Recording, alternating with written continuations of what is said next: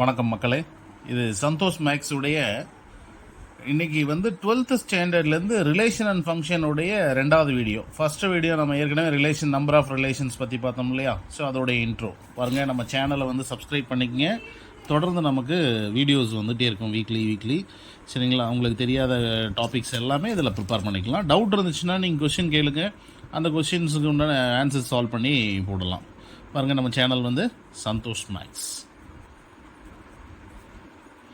அப்படின்னு போட்டு நீங்கள் சர்ச் பண்ணிங்கன்னா கிடச்சிடும். ஸோ நம்ம ரிலேஷன் அண்ட் ஃபங்க்ஷனில் பார்த்துங்க, நம்ம போன லாஸ்ட் டாப்பிக்கில் என்ன பார்த்துருந்தோம் அப்படின்னு உங்களுக்கு தெரிஞ்சிருக்கும்.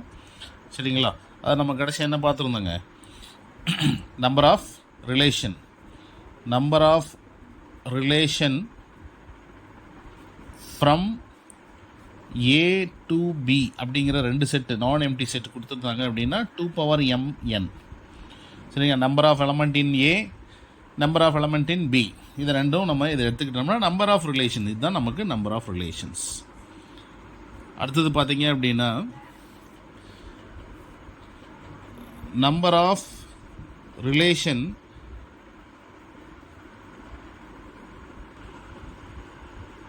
பாருங்க, number of relations A to A அப்படின்னா ரெண்டுமே ஒரே செட்டு. இப்போ 2n² எடுத்துக்கணும், இல்லைன்னா m². இப்போ நம்பர் ஆஃப் ரிலேஷன்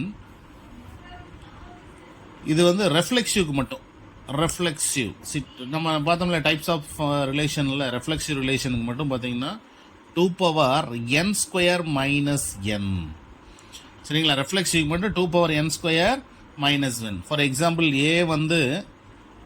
ஏங்கிற செட்டு எடுத்துக்கிறோம். ஏங்கிற செட்டில் ரெண்டு எலமெண்ட் இருக்குது அப்படின்னாக்கா 2² - 2.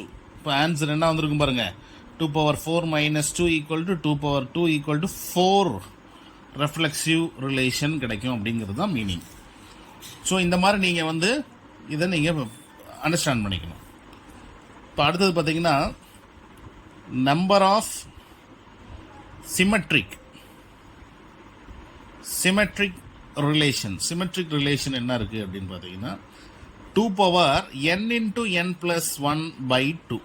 ஸோ இதே செட்டுக்கு சிமெட்ரிக் எப்படி வரும்? 2/2, 2 + 1 3/2, 2 கேன்சலேஷனா 2/3. ஸோ 8 சிமெட்ரிக் ரிலேஷன்ஸ் கிடைக்கும்.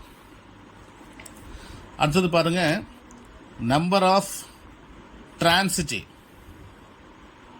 ஸோ டிரான்சிட்டிவ் நான் ஏற்கனவே சொன்னேன். நம்பர் ஆஃப் எலமெண்ட் 1 இருந்துச்சுன்னா அந்த டிரான்சிட்டிவ் என்னென்னா இந்த போன கொஸ்டினில் நம்ம பார்த்துருந்தோம் இல்லையா? பாருங்கள், 2 ஆன்சர் வரும் அப்படின்ட்டு. இப்போ நமக்கு 2 இருக்குது அப்படின்னா இதில் பாருங்கள் 2 இருக்குது. ஸோ 2 இருந்துச்சு அப்படின்னா நமக்கு எவ்வளோ வரும்னா 13 ரிலேஷன்ஸ் கிடைக்கும். சரிங்களா? n = 3 இருந்துச்சு அப்படின்னா 171 ரிலேஷன்ஸ் கிடைக்கும்.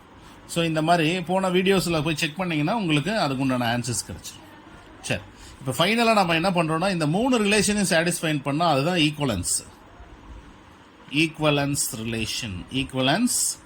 Relation. So definition of equivalence relation: satisfied above 3 conditions: reflexive, symmetry and transitive. So reflexive, symmetry and transitive இந்த 3 ரிலேஷன் சாட்டிஸ்ஃபை பண்ணாதான் அது ஈக்குவலன்ஸ்னு சொல்லுவாங்க. ஏதாவது ஒன்று ஃபெயில்ட் ஆயிடுச்சுன்னா கூட அது ஈக்குவலன்ஸ் ரிலேஷன் கிடையாது. ஸோ இப்போ இந்த ஈக்குவலன்ஸ் ரிலேஷனுடைய நம்பர் ஆஃப் ரிலேஷன்ஸ் என்ன அப்படின்னு பாருங்க. Number of equivalence. சரிங்களா? நமக்கு நம்பர் ஆஃப் ஈக்குவலன்ஸ் ரிலேஷன் வேணும் இல்லையா? அப்போ பாருங்க, கவனிங்க. ஓகே, பாருங்க. இப்போ நம்ம செட்டில் ஒரு எலமெண்ட் இருக்குது, செட்டில் ஒரே ஒரு எலமெண்ட் இருக்குது.